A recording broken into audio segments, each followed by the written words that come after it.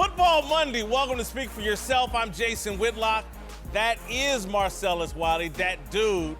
Coming up, I'll tell you how the Steelers just proved they're a hot mess. Plus, we'll tell you if Triple G got robbed this weekend. I'm going to tell you he did get robbed. But we're going to start off today with the Whitlock. What you got today, big dog? Oh, man. NFL Week 2 was flat out amazing.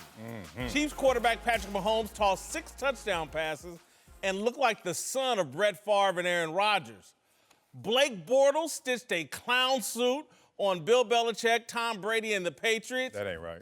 Ryan Fitzpatrick unveiled so much swag in-game and post-game that Broadway bro No Namath tried to holler at Subi Colbert again. Stop that.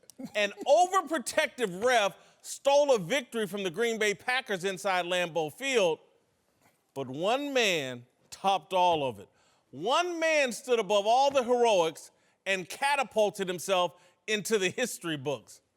Vontae Davis. Vontae marked the NFL weekend his when he told Sean McDermott and the Bills, "You can take this job and shove it.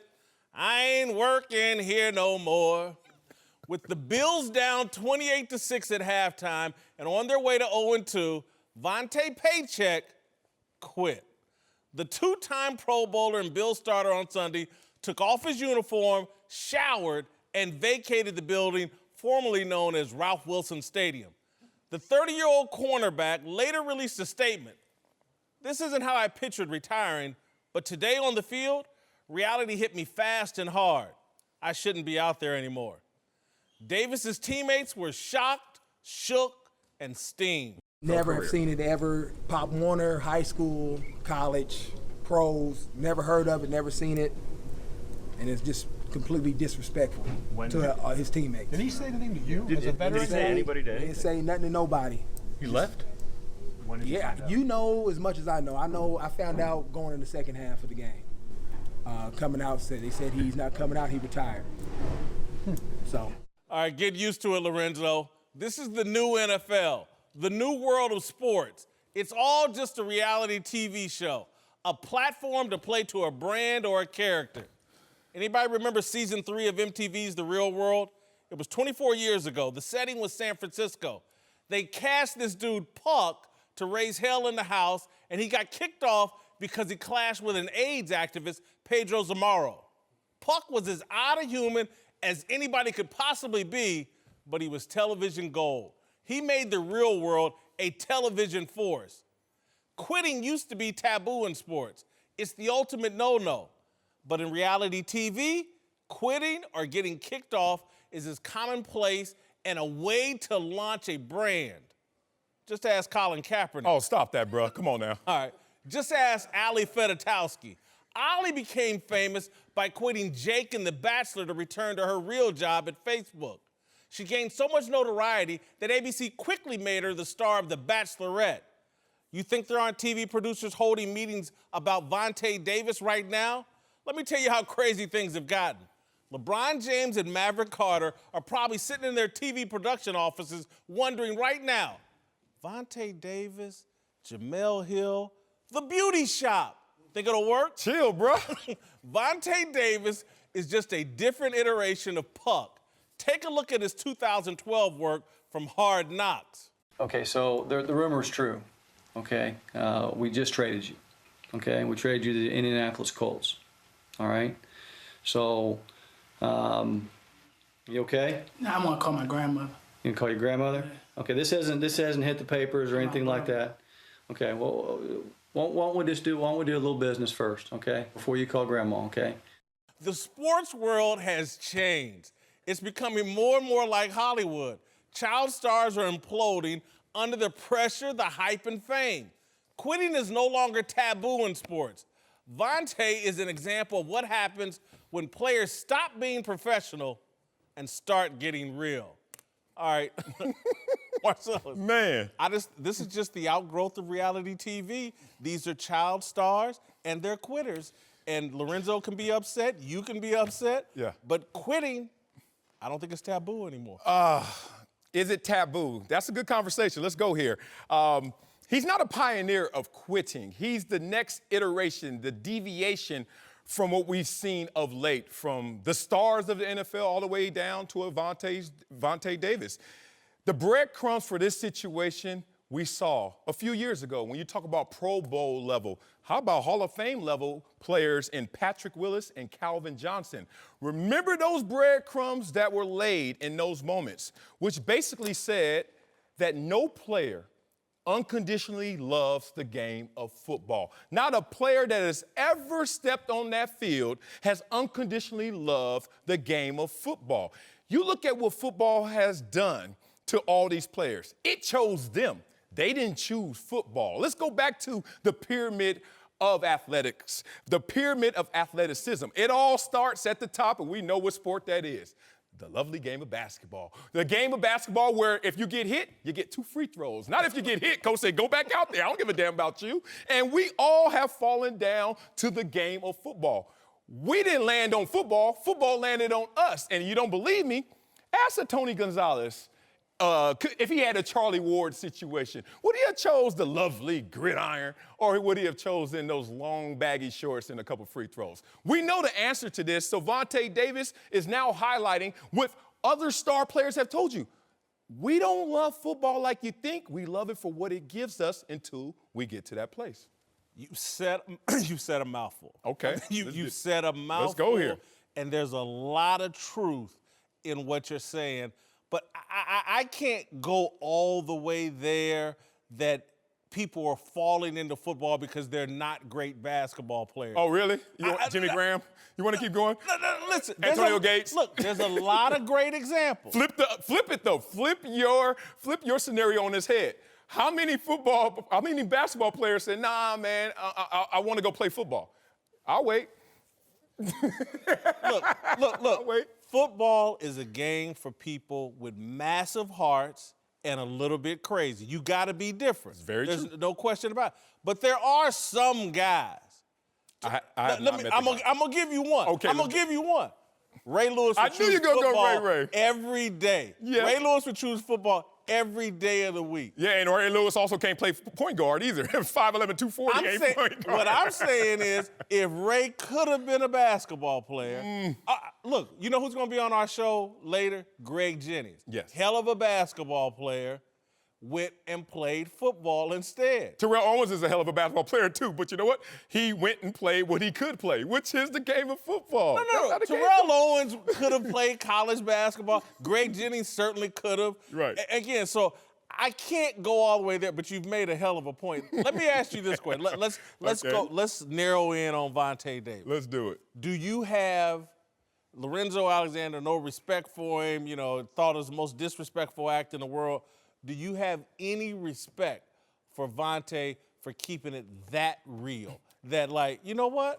I don't want to do this. I'm not going to. Absolutely, I have respect for him. I have more respect for him. Tremendous respect for him to have the courage to talk about what he really feels despite what the reaction would be. Think about what he did. He basically said, it's over. And I know it's over. And he went to a place where a lot of football players desire to go. Because I want to take you into the world of football that's beyond the cheers, that's beyond the boos, beyond the paychecks, beyond all the accolade. Just the day-to-day rigors of that sport. And you know what it is. We've all heard it in cliche, but I don't think we've internalized it. It goes like this. You play on Sunday, you get all this love. Win or lose, you're still one of the most celebrated players and people walking this planet. Then Monday is a recovery day. That means you can walk around, you go to Cheesecake Factory, you can come to watch some film, we can jog around, but we know you cannot perform physical activities. Tuesday, we call it Tuesday Toradol Tuesday. That means all the medicine, all the injections, all the rigors of that game has to wear off. Then Wednesday, we may start to go at it again. Thursday, you start to feel normal again.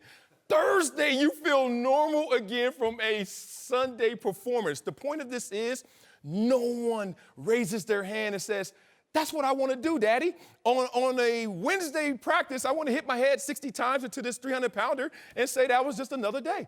That's not how the game goes. And Vontae went to a place where a lot of players internally, inside, they're raising their hands as well. Do they have to raise their hand in the middle of a game? It can't wait till the end of the game. He was 30 minutes. He was 30 more snaps. Mm-hmm. And then he could have quit, and there would virtually be no controversy if he did that. He had 30 more snaps to go. He's prepared all week. Lorenzo and them are sitting around like, hey, man, we prepared all week. We trying to win a game. You still respect in the middle of a game walking away. Yeah, that's where I will actually take some points away from his act and his actions. I rewind back to the first time I wanted to quit the game of football. I was 12 years young, and I remember this is my 4th year playing football, Pop Warner level. We never lost a game. I'm getting 4 or 5 touchdowns a game. I mean, I'm getting recruited by high schools. It's next level love in elementary school. I'm the man.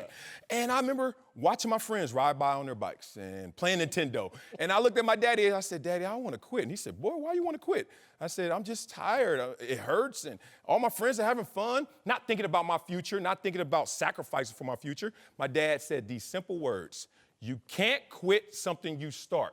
At the end of the season, you want to quit? Your choice. No more football, but you're going to finish what you started.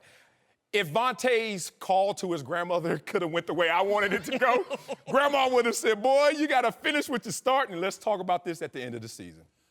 I want to finish on your last point about, or your big point about football players and wanting to quit and how hard. Look, it is. Football's only fun on game day. Preach. The rest of it is not fun. Man. But what I'll say, though, the exalted place that football players have in this society, to me, justifies the sacrifice. No pain, no gain. Right. That applies beyond sports.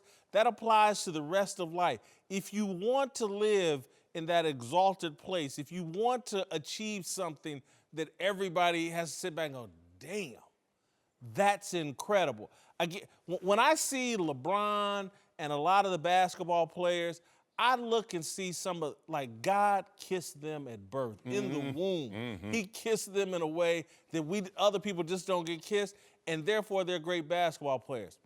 The same thing happens in football, but it requires a massive amount of sacrifice and work to even take advantage of whatever gifts God gave you.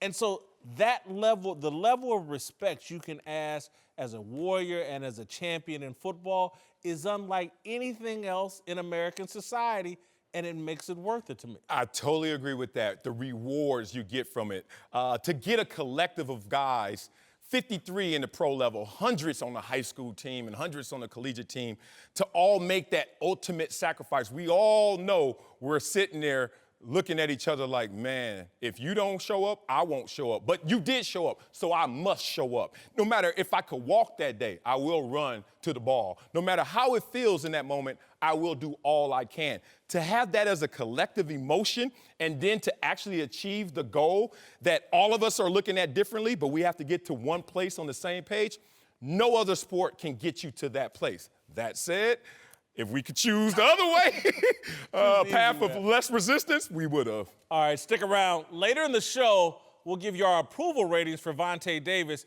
Here's where they were before his sudden retirement, with both of us having him at a Hall of Good level at 58. I'm guessing that may drop a little. All right, welcome back. I'm Jason Whitlock. He's Marcellus Wiley. Time for some big stories. Let's start with Urban Meyer, who will be back on the sidelines this weekend after spending much of his 3-game suspension trying to clear his name in the media. Meyer put out a statement on Twitter a couple of weeks ago, then did an interview this weekend with ESPN. Today, he addressed the issue again at a press conference where he was asked directly about Courtney Smith's allegations.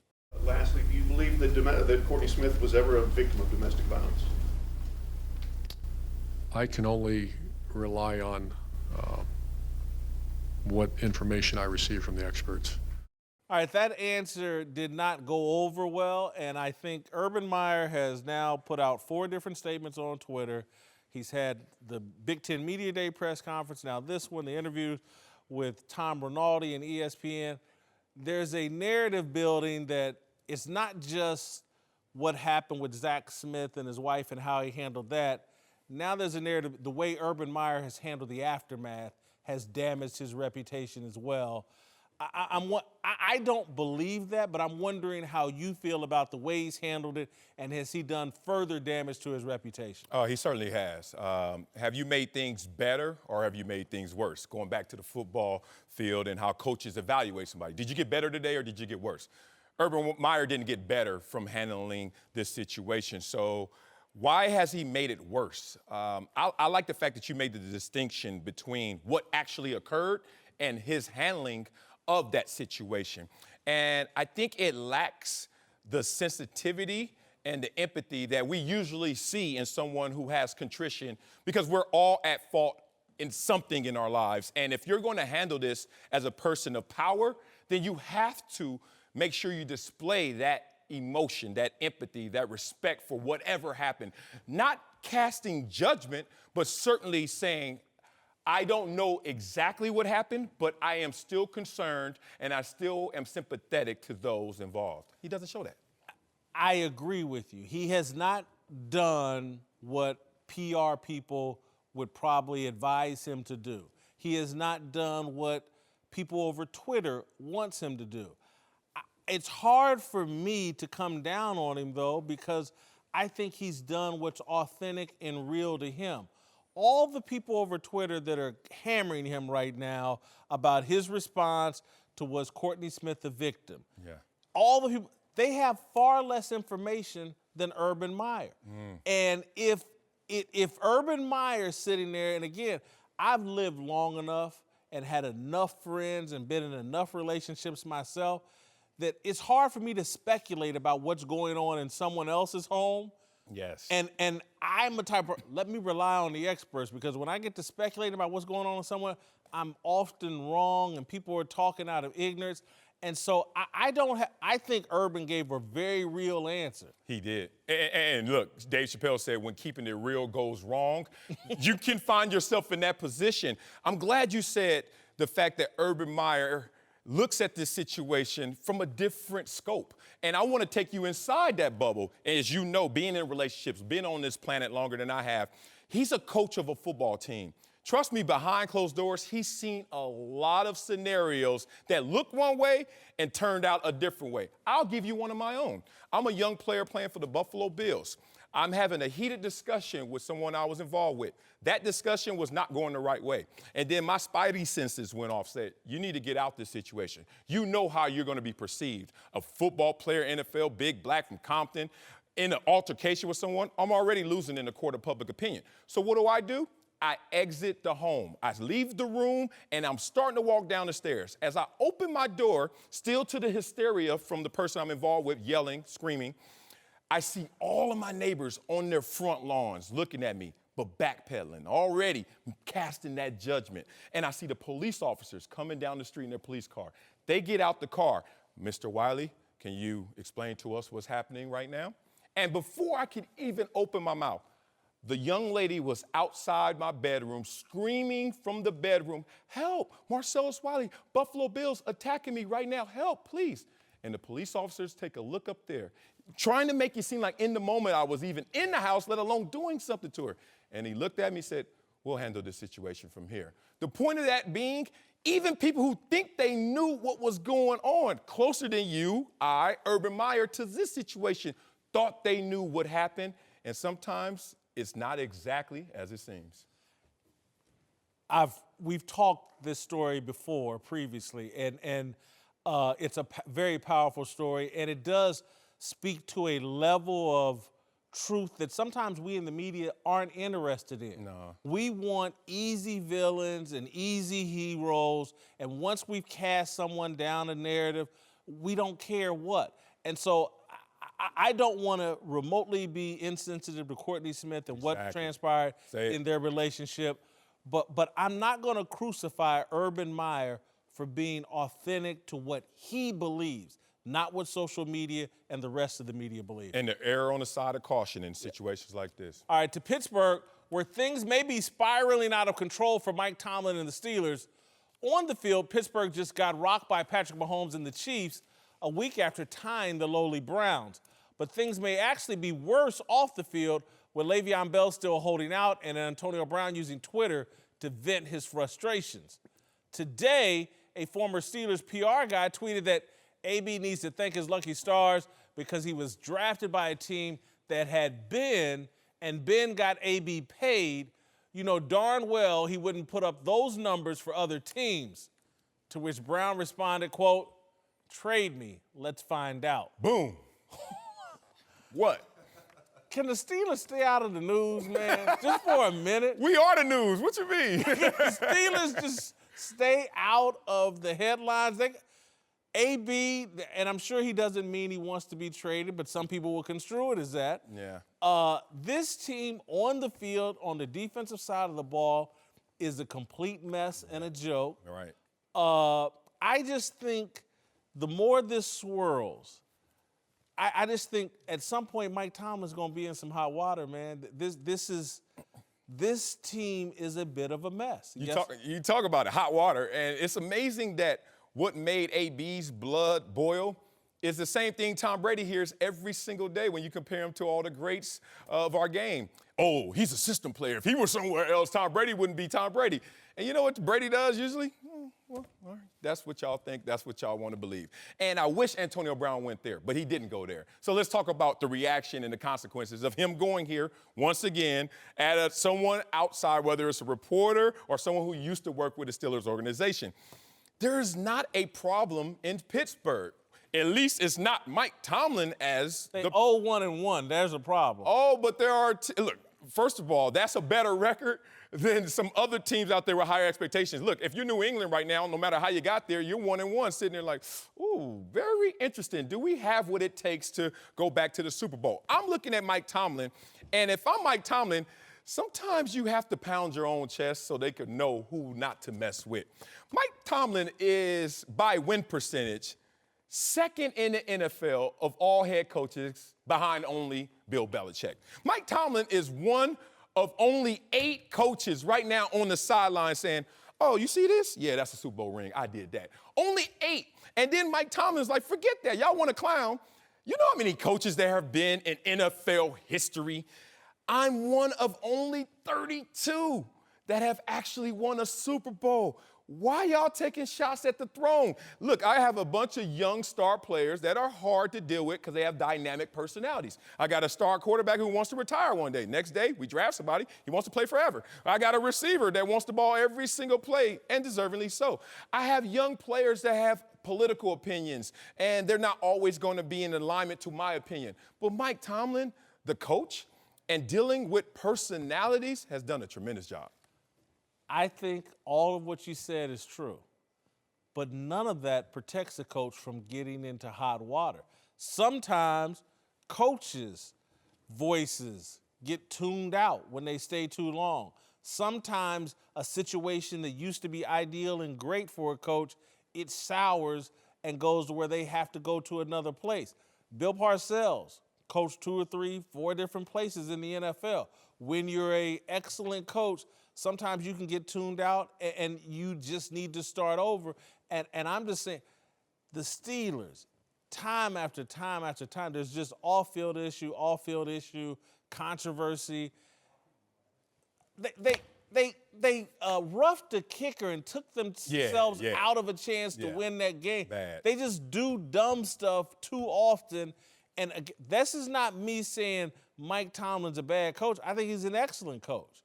This situation here in Pittsburgh, though, might not be fixable by Mike Tomlin. And I think Mike Tomlin should be in a protected space like a Bill Belichick is, who still has issues on his own roster. Last year, the implosion of the New England Patriots after many years of success. While in the Super Bowl. That kind of imploding. Well, if New England's not in the AFC, Pittsburgh's in the Super Bowl every year. They probably think Jacksonville's coming. But the point of this is, I think we're highlighting the disciplinary issues with this team and not highlighting enough of the success of this team in terms of wins and losses. And that's what Mike Tomlin's about, winning football games.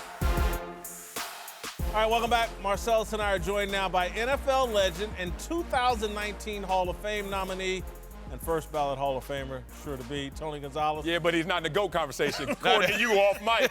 Don't go there. Let's move to Tony's old team, the Chiefs, who appear to have found their quarterback with gunslinger Patrick Mahomes throwing 6 touchdowns in a shootout win over the Steelers.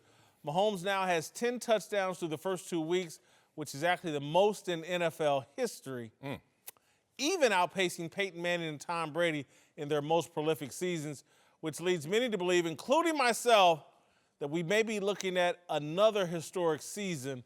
I think Patrick Mahomes throws 60 touchdown passes this year. And I say that because he's got Andy Reid as his coach, not Bill Belichick, not John Fox, who Peyton Manning did it with in Denver. He's got Tyreek Hill. He's got Sammy Watkins. He's got Travis Kelce. He's got Kareem Hunt. He's got a good offensive line, and he's got a defense that can't stop anybody. He's going to be in shootouts. The guy's going to throw 60 touchdowns. I'm blown. I've never seen anything like Patrick Mahomes. Yeah, and I don't even think you're looking at it through a biased scope, despite all your Kansas City connections. We understand. But you saw it up close, and you look at the weapons he has. I mean, DeAnthony Thomas, Black Mamba, maybe one of the most electrifying players we've seen in college football in the last decade. He's like the fourth receiver. Like, we'll get to you later, DeAnthony. He has so many weapons, and we said it after week one. I said, this dude is special. After week one, going to that Chargers game, I was like, it's not even good. It's not even great. This will become next level. I didn't expect that to happen the next week where he sets the NFL record for 10 touchdowns after 2 weeks. What's sustainable is the fact that he has Andy Reid. And when Andy Reid is the mastermind of your offense compared to a John Fox, when you're talking about Peyton Manning or Bill Belichick, defensive-minded coach of Tom Brady, you got a mastermind on your side of the ball with those weapons. I'm with you, Whitlock. Maybe 60. Yeah. I wouldn't doubt it either. You know, one thing we got to give credit to here is Alex Smith. Okay, this kid came in here, and a lot of people in the talk, he's a Brett Favre, he's a gunslinger, he's going to throw a lot of interceptions, but we just forget that he played Alex Smith. That's a good guy to learn from for that whole year. Alex Smith does not turn the ball over. And it's like a combination of a guy who has that will and that pizzazz and that fearlessness, that poise to throw it down the field where Alex Smith struggled, but then also the understanding that, okay, some situations I need to take a sack or I need to get down, I need to get low, I need to throw it out of bounds. He's playing like a savvy veteran right now, which is something we've never seen. But just like everything else, just like Sam Darnold, first week with the Jets, let's pump the brakes just a little bit, though, okay? I know, it's only I disagree, been 2 Tony. weeks. It's only been 2 weeks. There's no brakes on this bus. And I say that, Tony, because there's so few quarterbacks, and I don't even put Aaron Rodgers in this space, that there's not one area of the field where he can't get to with the football and get to it just like that. This kid is different. It's Aaron Rodgers mixed with Brett Favre. And what you're saying about he learned under Alex Smith how to protect. I just thought the kid would have 3 or 4 interceptions early in the season. What about Deshaun Watson, though? I mean, we were singing praise about Deshaun Watson, that he was throwing a touchdown every 9 passes or whatever it was. He slowed down considerably. But I love Deshaun, but he's little different. This kid's got more. He didn't have those weapons. He didn't have that coach. And he's making the difficult look easy. He's not just dinking and dunking. He's throwing the ball deep, and they're still completing them. And all of the accolade that he was getting was deserved in the offseason and in the training camp. We kept hearing about this guy, and everybody's like, man, pump the brakes, Tony Gonzalez style, pump the brakes. Hey, let's roll. Hit the gas, man, hit the gas. It's going to get cold out in Kansas City soon. Okay, let's just see how that. His arm will never get cold. I love this kid. I agree with that. Don't get me wrong. I can't wait to meet him. The weather could be an issue, but even when you say Deshaun Watson, it's like I saw Deshaun Watson, I was impressed. But I was never, like, just blown away wild. Carson Wentz wowed me early. But there's a guy that comes into a league and does this, just the arm strength, the fearlessness, and just the combination of Andy Reid and all those weapons, and just don't underlook. That horrible defense they have is going to make the kid have to throw touchdowns. And look, think about it. Alex Smith last year. Remember week 1 against the Patriots? 42-27, 4 touchdowns from Alex Smith. And we know Alex Smith is a good quarterback, but you have someone who has a better skill set playing that same position in that system with matured weapons. It's like wherever you think of him as a quarterback, you can keep that to one column, and then how he will perform in this system with Andy Reid is the conversation we're having. And I'm with Whitlock. I don't know what's going to slow him down, because so far, nothing has. All right, to Dallas, where Dak Prescott and the Cowboys bounced back from a disappointing week 1, beating the Giants 20-13 in a game that wasn't as close as the final score. Dak had a solid night getting production from both his arm and his legs while the defense was downright dominant, sacking Eli Manning 6 times. Dak was far better than I anticipated. True. You know, I don't think they have things figured out, though. I think they have things figured out with Dak. They can feel comfortable with him. They still need receiving help, in my belief. They still need to somehow throw a Hail Mary and get a Josh Gordon or somebody in there that, you know, I even thought a crazy thought last night. I was like, I wonder what if Megatron would come back. Man, stop. Calvin Johnson. Just a wild thought because they still need something. But Dak did make me feel more comfortable. Jerry Jones looked prophetic. Said he could run a little bit like Cam Newton, and he proved him right. Yeah, look, they definitely need something. Everything you can, go get Josh Gordon. Stop playing. Like, just go get him. A Decepticon's not walking through the building. Like, Megatron, stop playing there. That's not happening. But they look closer to their ceiling, but their ceiling is so low. Like, being real, this offense, even if it plays to an optimal level, is anemic by NFL standards. They will not 20 points against a bad Giants defense, which one play is 64 yards from Tavon Austin, right? Off top. Yeah. So that means Dak Prescott, if you take that away, is, what was that, 15 completions for 96 yards? Page and Sam Bradford. Anybody want to see Sam Bradford numbers? That's where that is, and no touchdowns. So Zeke still didn't have 100 yards. This offense, to me, because they don't pose a threat with the deep ball, is always going to face this fate. I'm still not convinced off of one game. No way. I said at the beginning, the very first show that we had of the season for the show on Sundays, that I think he's still taking that step backwards. So he's coming off that sensational rookie year. He played well last night, but I still think he's going to get better. And I have no doubt that he's going to be a great quarterback in this league. He's a good quarterback at this point. That's all he is. He's a good quarterback at this point. But the ceiling is high for him. I think he's going to get a lot better once they get those weapons. Have they figured things out? I still say it's going to be tough for them to win more than 7-8 games this year. I just don't see it. But he looked good. He looked a whole lot better. And Zeke looked better, too. Even if he didn't get 100 yards, but he looked good. He was grinding them out on the ground. Yeah, if you're using this offense as the leading charge in any game, they won't win 7 games. Like, offense, you carry us. Defensively, the way that they performed last night, the way that they performed 2 weeks, that defense can win games for them. But that offense, that's not going to win many games. I'll say this, and I hear everyone saying, everyone believes that the defense outplayed the offense last night. I somewhat disagree. I thought the Giants' offensive line looked as disorganized and unpracticed as any professional offensive line I've ever seen. Chris Collinsworth at some point last night said, hey, you know what, they're not really getting physically beat. Yeah. They just can't pick up stunts. And when he said it, I was like, I'm not sure if I buy that. Then they showed a package of highlights, and I was like, damn, he's right. And so I just felt like Dallas's defense is overvalued because the Giants' offensive line played like hot garbage. What I saw from Dak, I'm just the accuracy with the ball, the toughness in the running game, and the creativity in the running game from him. He made some guys miss.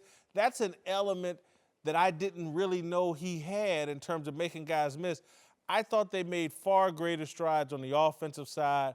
The defense looked great, but I thought they had a lot of help. Whoever the Giants' offensive line coach is right now, he needs to be in a long meeting. Yeah. He had a week like them kickers did all week. Like, just like, lucky you have a job this week. I'm with Tony, though. It has been a regression to the mean since his rookie campaign in Dak Prescott. Like, if you had to say, once again, are you getting better or are you getting worse? Where's the arrow pointing? Don't say straight. Up. It's not pointing up. He's not the same talent we thought he was year one after that campaign. Right now, we're saying we want to see that again, but we're not seeing it on a consistent basis. But I will say this, though. He's a champion because of what happened last week. He did not play that well. He came out in front of in the national spotlight and played well, kind of like Matt Ryan did, came out there and shut everybody up. Got called out by the Giants, stepped up. My arrow on Dak's headed up. All right, welcome back. We're joined now by Fox NFL analyst Greg Jennings. Let's move to Atlanta, a game that Greg called expertly yesterday. See you, big dog. All right, where the Falcons held on to beat the Panthers in a quarterback showdown that didn't disappoint. Matt Ryan actually took a page out of Cam Newton's book and ran for 2 touchdowns. While Cam was impressive in the pocket, throwing for 3 touchdowns and more than 300 yards. Greg and Marcellus, I left that game and I watched every drop of it. That's as good as I've ever seen Cam Newton play from the pocket as a quarterback. I thought he outplayed Matt Ryan. I left that game feeling better about Carolina, Cam Newton, and Norv Turner than I did Matt Ryan, the Falcons, and Steve Sarkisian. So you're the one. Okay, Yeah, so you're the one that thought Cam Newton outperformed Matt Ryan, even though Matt Ryan won the game. Cam was phenomenal. Matt Ryan had a better passer rating in the game. Cam was phenomenal. And Matt Ryan cammed in 2 rushing touchdowns. Matt Ryan had better receivers. That's it. Oh, now we're going to go into the construction of the team. On that performance, look, I respect Cam balled out, and I hate to choose one, but I'm looking at Matt Ryan because of week 1, how bad that offense looked. Let's talk about Coach Sarkisian and all the fire he's under. And he comes out and goes 4 for 4 in the red zone. And not only that, but he shows us a different dimension in terms of no Devontae Freeman, but you still went out there and ran the ball effectively. And Matt Ryan got into the end zone twice without throwing it. So I got to say, look, get a little of the monkey off your back. Matt Ryan won the day. Yeah, I'm with you, Marcellus. When I watched the two and knowing what they were trying to do going into the game, did Cam have a great game? Absolutely. I thought his composure in the pocket, his ability to still extend the plays but keep his eyes downfield was superb. His receivers let him down. Matt Ryan's did not. But when I watched Matt Ryan this entire week, his preparation, the things that he talked about, the points of emphasis was the red zone. He showed his team. He had 2 passing touchdowns as well. But the 2 rushing touchdowns let me know that he took ownership on himself. Like, guys, it's important to me because it's going to fall back on when we talk. We're not talking about the Atlanta Falcons offense and the receivers and all that. We're going to talk about Matt Ryan. Right. What he did do, what he did not do. And yesterday, he did it all for that ball club. This was my favorite game of the weekend. In the first half, and this isn't about Cam, this is just about how the game swung. There was a pass interference call where Carolina got off the field on 3rd down, receiver fell down, the ref made a horrible call, Atlanta stayed on the field. That changed momentum, that changed the game to me. Then coming out of the end zone, Cam hit Devin Funchess. They're trying to get out from under their own territory with a fade stop that is it was perfect. It was Brady-like. The only place he could throw it. On the dime, put it right on his hand. Devin Funchess drops it. Cam Newton, to me, and I've been a guy that's like, is he ever going to figure it out from the pocket? Is he ever going to be that elite level quarterback from the pocket? And last night or yesterday was the first time I was like, oh, yes, he will be. But why last night? Like, this guy has won an MVP. With other things, not playing this brilliantly from the pocket. He did it with his legs previously. He did it with some big plays. There's no Greg Olsen yesterday. He did it differently. This was like a Cam, like, oh, this dude here, he can play till he's 40 playing this way. But I think what we saw yesterday was him showing his comfort level and his maturity as far as taking the check down. Using Christian McCaffrey the way we all thought that he should use him to take and alleviate some of the hits and the blows that Cam Newton takes throughout the course of the season. But if you look at his progression in this offense, Rob Chudzinski, his first offensive coordinator in 2011 when he first came into the league, was under Norv in San Diego. Number system. Norv then goes to Cleveland when Chudzinski gets the head coach job and kind of conformed his own offense to fit Chudzinski's style. Then he brings it to Minnesota, and now it's in Carolina with Cam. So Cam has really run the same offense, just changed verbiage. So his comfort level should be at an all-time high. Norv emphasizes hit your check down. If it's not there, check down, and he has a receiver running out of the backfield. We could see who called that game yesterday. I mean, you bring the Nuggets coming deep in the layers of it. But you're right. I played with Norv in San Diego, and just watching his offense, he wants to pound the ball and then set up everything from it, whether it's check downs, whether it's play action. But he has something more dynamic when you talk about Cam Newton. People were sitting there saying, what would he do week 1 against the Cowboys? And will he let Cam Newton run as much as he has in the past? And he did, and now you see a different dimension even in the pocket. My takeaway is I think Carolina has a better season than Matt Ryan and the Falcons. think they finished higher in the standings, and I think Cam has a better season than Matt Ryan. And I was a guy that was high on Matt Ryan, but I'm a little bit off him, and I'm very high on Cam. Disagree. All right, to Green Bay, where the Packers and Vikings played to this season's second tie after Vikings rookie kicker Daniel Carson missed 3 field goals, including 2 in overtime. Of course, the game only got to overtime after a controversial roughing the passer call on Packers linebacker Clay Matthews kept the Minnesota's game-tying drive alive. Needless to say, Matthews wasn't happy after the game. I have so many emotions kind of running through as far as just what a terrible call it was. But at the same time, I don't know what else to do. I mean, I don't know. You let me know. Tell me. Did I put pressure on him? Because I thought I hit him within his waist to chest. I got my head across, put my hands down, and to call it, at that point in the game, it's just, it's unbelievable. I don't know. It's a difficult call to call, and you see how it changed the game. And I know there's an emphasis on protecting quarterbacks, but it's gotten out of control here. Look, it was a ridiculous call. It wiped out an interception. Get it. The worst call in that game, though, was by Mike Zimmer, the head coach of the Minnesota Vikings. At the end of that overtime, when your kicker's already missed 2 field goals and he missed one of them just horribly. Yeah. Looked like a junior high kid out there trying to kick a 40-yard field goal. How the hell do you I'm going to settle for a 35-yard field goal? He let time run off the clock. He had a timeout he could have used. They could have just run the ball because Green Bay's defense was gassed at that point and just get 5, 7, 10 yards closer to make it as easy on your kicker as possible. I thought Mike Zimmer's call was far worse than the referee's call on Clay Matthews. I disagree, homeboy. Look, I'm not going there on Zimmer and that. A man, he's as faithful as his options. Chris Rock, right? Yeah. Tell me who the backup kicker is on Minnesota. Don't worry, I'll wait, because I don't know. Do you even have one? Do you even carry one? No one has a backup kicker. You put the kicker out there to either save his job or lose his job. And I'm going to keep putting you out there in 1 week, so when the week is over, I can walk upstairs if I'm Mike Zimmer, and I can say, he gots to go. Daniel Carson cost himself that job. You have to put him out there because you have no backups. Here's the worst call. Clay Matthews. And look, playing that position, I get it. Where do you hit a guy? We've seen the rule changes, whether it's driving him to the ground in, 1995 they changed the rule, or helmet-to-helmet contact. But by the spirit of the law, yeah, you know what? Spirit of the rule, he's innocent. But by the letter, he's guilty. Watch Clay Matthews and watch his left leg. This is a that dude's moment. Watch this left leg, not this step. Watch this step. Locks and goes up. Referees are taught C-level. C-level means here's your body position when you're going through a play. If your body drops, which it should because you're trying to make a tackle, that's fine. That's legal. But if your body rises to make a sane tackle on a quarterback, please explain naturally why would you go up to come down? And because he went up to come down, there was a little ump on there, a little intent, a little Jake the Snake, and that's what got him caught.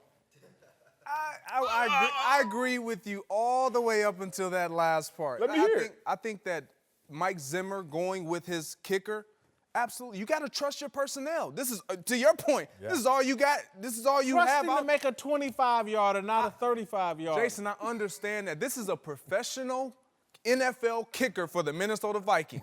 He makes this kick every single day, all week long. Not yesterday. He did not yesterday, and that's on him. And he'll have to deal with the repercussions of that, whether they keep him or they decide to let him go. To allow your team to put your team in a position to where you can still win the game. Yes. And you've counted on all your other personnel.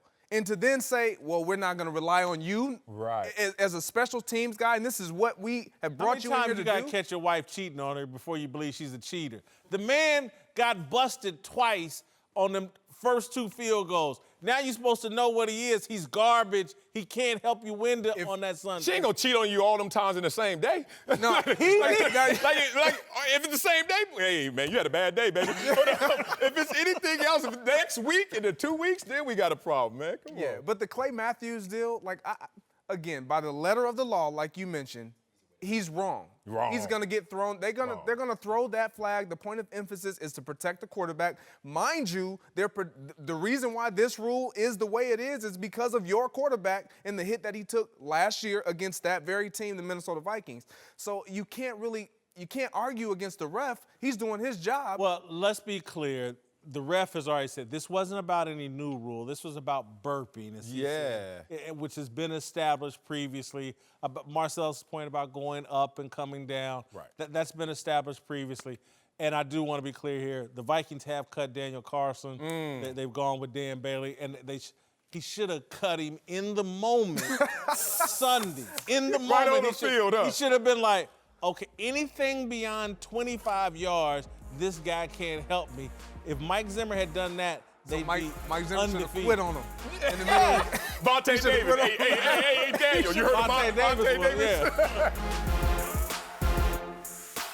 All right, welcome back to Speak for Yourself. I'm Jason Whitlock. He's Marcellus. Let's move to boxing, where Canelo Alvarez and Triple G fought to another controversial decision in their rematch Saturday night. Of course, their first fight ended in a draw that had Triple G fans angry, and they weren't any happier after Canelo actually got the win in a narrow decision this weekend. Look, man, it's Vegas. It's always about the money. That arena's filled with Canelo fans. He's the real draw. I don't understand why anybody's shocked or surprised. Triple G's got to knock this dude out if he wants to beat him. And, you know, they're going to continue to make money with Canelo Alvarez, and people are going to tune in for a third fight. God, that's the problem with this one, Jason. You're right. Triple G should have to knock out Canelo if he's going to win that fight because he's not the cash cow. Except he's the champion. And I thought you had to knock the champion out to get the decision, but that's what was proven false. Don't nothing move but the money, Marcellus. Hey, it don't make dollars, it don't make sense. It don't make sense. DJ Quick, I hear you. But here's the problem. Okay, this is why this is a robbery. Because we basically walked into a fight and said only one fighter can win on the cards. Because they've had 2 fights. And that means 3 judges, 2 fights, 6 cards. And Triple G has only won 1 of the 6 cards. Come on, man. 1 of the 6 cards when he won both fights. But now you're saying he only wins 1 of the 6 cards. Here's the biggest issue I have with looking at this. Beyond you got to follow the money and the cash cow and all that. Is that the fact that they said Canelo won the fight because he won the story of the fight. What was the story of the fight? Whoever thought that he would stand toe-to-toe with a brawler? He would initiate. He would be the aggressor. Okay, and how many points did he get for that? Because you know what happened? Even though he led in power punches, the dude almost got knocked out in the 11th round. And Almost, but look, in terms of devastation, who had who on the ropes the most? It was Triple G. And if you want to talk about the jabs, Triple G was like, oh, you going to be in my face? I would take a step back, take a step back, and kept hitting him to the tune where we saw a lot of Canelo misses. I get the cash cow. I get the fact that you got to protect the future of the sport, but this is what undermines boxing and why UFC is coming on the charge. Now, I don't think this undermines boxing. I think actually this is going to make the third fight even more interesting. And look, Marcellus, the man got to the 12th round, and if Triple G had stayed aggressive in the 12th and won the 12th, I don't think we would be having this discussion. Great point. Canelo got to the end of the fight, and again, the narrative had been that, he would stay away from it, he wouldn't be aggressive. He got to the end of the fight, stayed aggressive, won the 12th round, put the judges in a position, gave them their reason, gave them their excuse. And if you're Triple G, you have to know what you're dealing with. When you're fighting against all that momentum and all that money, and it's Las Vegas, and it's built around the fight game, and who can generate money, and who can bring that Mexican fan base out, it's Canelo Alvarez. Yeah, I get that, but Triple G, as he's tried to steal the mantra, I fight Mexican style, you're still not Mexican. Yeah. Look. The fact that they can't sell this fight as much as they should because this is a tremendous fight on paper and in the ring. But the pre-fight hype is always a little off target because, one, Canelo understands English but doesn't speak it well, and Triple G is doing better, but none of them are like a Mayweather where you're just going to hear it, or Conor McGregor, who's not even of the sport. You're going to hear it, and you have to watch it before it happens. That also hurts this. Since you said that, I'd rather see these two fight again than Mayweather and Pacquiao. We'll maybe get into that tomorrow. All right, to New England, where Tom Brady and the Patriots could be close to getting some much-needed help at wide receiver, with the NFL Network's Ian Rappaport reporting that the team is close to a trade with the Browns for Josh Gordon, whose erratic behavior this weekend prompted Cleveland to move on from the troubled wide receiver. I could understand the Cowboys going after Josh Gordon. They're so desperate. I don't know if I think this is the right move for the Patriots, because I just keep Josh Gordon, and people are acting like it's Randy Moss or somebody. The dude, your son wasn't alive the last time Josh Gordon was a big-time player in the NFL. That was 2013. That's true. You got me. I just don't see this as some super high-impact signing that's going to make a great big difference in New England. I think it is going to have a huge impact. He's on the right side of 30. Let's respect that. This is a guy who has tremendous talents and a skill set that when all of his coordinates are pointing in the right direction. You mean when he's not high? When he's not up there, it's legal out here, though, so, you know, he need to play for L.A. When he's focused, oh, my God, special, even in short spurts. You saw it in week 1 with Cleveland. One catch, one touchdown, one tremendous touchdown, and now you get him with, no slight to Tyrod Taylor, and all the Cleveland quarterbacks of yesteryear, but let's say Tom Brady. And it has worked for a Randy Moss. And it didn't work for other guys like a Chad Ochocinco. So it's not just getting in the system and getting around Tom Brady and Bill Belichick. It's, do you really want this? But if he wants this with those skills, oh, it's going to happen. He's 2 touchdowns since 2013, Marcellus. He hasn't played. He's been in rehab. He's been getting his life together. That's not going to happen on Bill Belichick's watch. Okay. High risk, high reward. Explain this to me then. Show me anybody other than Muhammad Ali who sat out for 3 years of anything and then came back and was the same player, same level of athlete. You just can't sit and How long did Jordan sit out? 2 years or a year and a half, something like that. Okay, that was close. Again, you really gonna compare Josh Gordon to Michael Jordan? You did that. You said find somebody. I found somebody. You like, you really gonna go there? See, this is media right here. You got me set up, man. I just tell you somebody. You can't sit for this long and then just come back. And then he didn't show up in time for meetings in Cleveland. And I get that they have a different culture in New England, but we've already seen like Chad Johnson go there and he didn't fit in and work. He's not a responsible person. And I think that's going to work to his advantage. Chad, respect, love. Chad was like a great. He was a living great. I mean, Chad, it took a lot to humble Chad. You had to chisel at that ego because Chad thought he knew the right way. Right. Got around Belichick. He's like, all right, I hear you, but, I mean, it's worked for me other places. So here's the thing. If you look at what you said about Josh, it worked, but not consistently. Maybe you need to buy in. I think he buys into Belichick and the Patriot way, and they get the most out of him. Look, no organization in football extracts the best qualities out of a player more so than New England. Hopefully that's the narrative, and hopefully they can make it happen. Work for LeGarrette Blount, you're right. It did. All right, welcome back. All right, Marcellus, you know I can't stand what's happening out there on social media. So we've got our social media manager, Darnell, Ball State and Warren Central's finest. Where's Darnell? Because I don't see a Ball State shirt. What's wrong? Now, hey. Oh, the flag this week. Come on now. What happened this week? How'd y'all play? How'd y'all do? We're not going to talk about that. Oh. Talk about that. It wasn't the best performance. Bad officiating, Darnell. Bad officiating. That's a mess, What man. you got social media-wise? Yes, sir. Let's start in Tampa, where Ryan Fitzpatrick balled out yesterday. Yeah. But he looked even better at his post-game presser, showing up swagged out in Deshaun Jackson's tracksuit. Twitter loved it, with someone comparing this to his old look, Harvard Ryan Fitzpatrick versus the Ryan Fitzpatrick he told you not to worry about. He also got compared to bearded legend Chris Birdman Anderson and Conor McGregor. Do you guys like the new swaggy Ryan Fitzpatrick?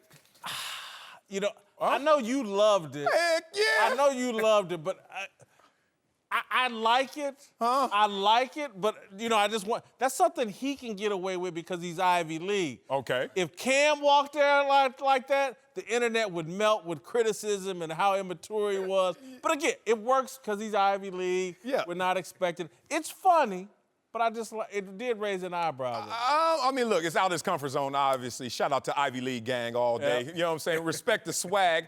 I like the fact that he's winning even off the field. Like, he's becoming something that is likable. And when you become likable and you're performing like him, Jameis Winston shows up and he's like, hey, bro, like, I got the locker room. Deshaun didn't let him just steal it. Deshaun was like, go ahead and wear it. That shows relationship. It's working for Fitz. That's what concerned me, to be quite honest with you. All right. Is Deshaun giving this over to him?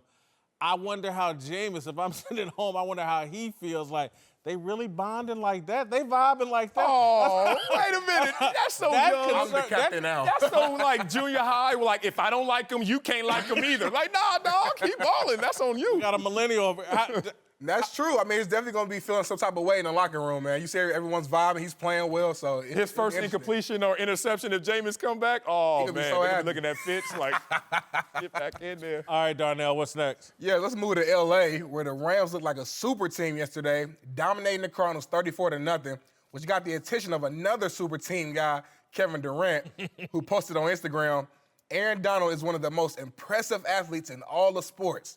I would join the Rams right now, LOL. KD is taking a lot of heat for joining a super team, but you guys got to admit it. It's pretty funny, right? I love this. You love that? Yeah, I love it. It's self-deprecating. I love self-deprecation. I love the self-awareness. He's leaning into his brand a little bit. And What's that? What lean into what brand? What part of his brand? That he's very transparent, that he's very self-aware. That's what he's trying to portray. And so, I just love self-deprecation. You know, this is a very good look for Kevin Durant. What did I tell you about the pyramid of athleticism?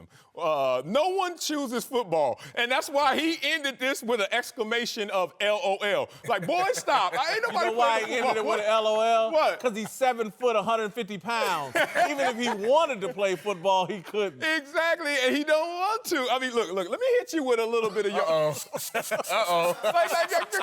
hell? No, first of all, we don't believe you. You need more people. We need the truth. If you're Kevin Durant, you have to say something in the form of reality and then make it funny. You can't just go absurd. Because did you for 1 second think, like LeBron when they talk about LeBron playing NFL, did you ever think Marcellus. Durant? This is pure comedy. Was this it? is a comedic genius. He's playing off the absurdity of it all. It's not supposed to touch in reality. Okay. He's cracking a joke. Okay. And it's awesome. It's awful. It's awful. I get it. Okay. What's next, Darnell? Yes, to a game we talked about earlier, Vikings and Packers, who tied after an ugly overtime. People are kind of losing their minds that this was a second straight week in the NFL with a tie, including ESPN's Teddy Bruschi, who tweeted, 2 weeks in the NFL and 2 ties. Overtime rules need to change. Pro football should have a winner and a loser. Y'all think overtime rules need to change? Absolutely not. I don't even get this controversy. When Teddy tweeted this out, I was like, that game was, as a fan, it was great. The kicker and the madness of what Mike Zimmer did, the kicker being awful, even the controversial officiating on Clay Matthews.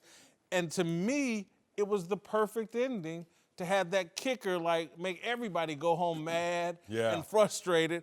I don't have any problem with the NFL's overtime rules or the fact that a game can end in a tie. Yeah, look, I'm with you. 5 quarters is it. First of all, let's just be real. 6 quarters, we're like, hey, man, look, we want to lose now in that 6th quarter. No one wants to play a 6-quarter football. How do you tweak it? If you go back to the old rules and say, hey, first score wins, then everyone's saying that's not fair because you just didn't give our offense a chance. So if I hear an intelligent way to tweak it, maybe, but not extend it. Some people love the college overtime rule. I don't. I think it's hokey. It takes special teams out of it. Right. Kickoff and all that, punts and all that, takes it out. I don't like it. That's not real football. I'm with you. All right, Darnell, what's next? Yes, finally to San Francisco, where Niners fans are breathing a sigh of relief after Jimmy G got his first win of the year. But you know who never lost faith in Jimmy? His porn star date, Kiara Mia, who told TMZ before the game that her summer fling would bounce back. Oh, come on. Everybody has a bad day. Right. Fall once, you get back up. Simple. It's like when someone's a star and someone just radiates greatness, the whole entire team's gonna radiate greatness. Right. Like it's a whole new level, it's a whole new vibration. Like everyone's feeling everything. As soon as it all comes together, I promise you, there's gonna up level. You're still a big to a believer in whole. Jimmy G. Oh, of course. What's the status? I believe in him. What's the status between you and Jimmy G right now? You guys still talking, friends? Like I said, everything I touch turns to gold. Really? Will Jimmy G ever let this live down? I'm not sure if everything she touches turns to gold. If you watch Jimmy G string this weekend, that was not a good look. No. This weekend, he got bailed out of this. They should have lost this weekend. He threw a horrible interception. He looks a little shaky in the pocket. He does not look the same to me. I'm concerned about Jimmy G. I think she didn't turn him into gold. She turned him into bronze or silver. I get it, man. Look, Jimmy GQ will be fine, but these are the aftershocks of your life changing. One, your football life changes because it's not just 7 starts anymore. It's an entire 8-9 month process of defensive coordinators picking you apart, saying, we know how to throw things at you and see how you respond in the first 2 games of the year. But then it's off the field, like, the dynamic of I'm the richest player in NFL history after 7 starts. I'm walking around here, got all this money, and I'm dating a porn star, which I have no problem with because a lot of people date porn stars by themselves at night, late, phones on. So now I'm not going to go there and diss this dude for something that is of real talk and it's reality. So look, let Jimmy G do what he has to do off the field. Stop making this something that undermines his game. You've never heard the saying doing too much? Yeah. Oh, yeah. That's Jimmy G. Dating her is doing too much? Publicly. What do you mean? Where else we going to go? Huh? What's the problem? The hotel. What if he likes her? So you saying once you become a porn The star, stash away apartment. we can't go to a restaurant together because you're not in paparazzi headquarters, no. Jimmy G's doing too much. And again, if you watched him play this weekend, not good. It's not good, but is it worse because, and you dated a porn star? Like, I just don't see that part. Let him live. Distraction. All right, today we're looking at Vontae Davis, the Bills corner, who will now forever be remembered as the guy who decided to retire at halftime. I know some people might have Vontae way down, but this didn't change my overall opinion of him all that much. I previously had Vontae at a 58 approval rating. He only drops 2 points, Marcellus, to 56. Okay. And that's because I have his job performance going down. He quit at halftime. I previously had him at a 14. It drops 8 to a 6. But his all-time great status actually goes up. No one would remember Vontae Davis before this incident. Good point. Now, because of this incident, he will forever be remembered, 2-time Pro Bowler who quit at halftime of a game. He's become more of an all-time great. So those kind of balance each other out. Character, I go down 2 points because that was a low character move, quitting on your teammates. You think? Yeah. Authenticity, he's the most authentic guy I've ever seen in sports. He's a perfect 25. Oh, man. Look, all-time great, you go up. Yeah. You're remembered, but remember for what? Like I don't want my grandkids remembering me and saying, you know who granddaddy used to be? Oh, that guy. You just want to be remembered, Marcellus. That's the beginning of the conversation. The end is remember for something that is positive and great. For me, he went down. And I didn't think in totality he would go down as much as he did, but when I started to list them, yeah, brother, you had to go down. Job performance went down 4. You know why? This is a guy that's been good, but this year, quitting on your team, obviously that's not a good look. But this is a guy who's had 4 interceptions 4 different times in his career, so I still had to say you weren't going to play at that level. Obviously, you were going to quit. All-time greatness, you go down 1. 22 career picks. That's roughly around 300th all-time in the NFL. That ain't bad because you're looking at right now the 220th all-time sack leader. So he right around me, whatever that is. Hall of kind of sorry, kind of good. What's that world? Let's talk about his character. Lord, you couldn't go down any farther. You quit. Like, a lot of people, we say quit. We'll say LeBron didn't want to make the shot at the end of the game. He quit. We use that the wrong way. He quit. And then, of course, authenticity, you go up to 20. That's gangster. Say what you want about how it is. He broke it down. He went to a place where all players want to go once you ball major money. Respect to him for that part.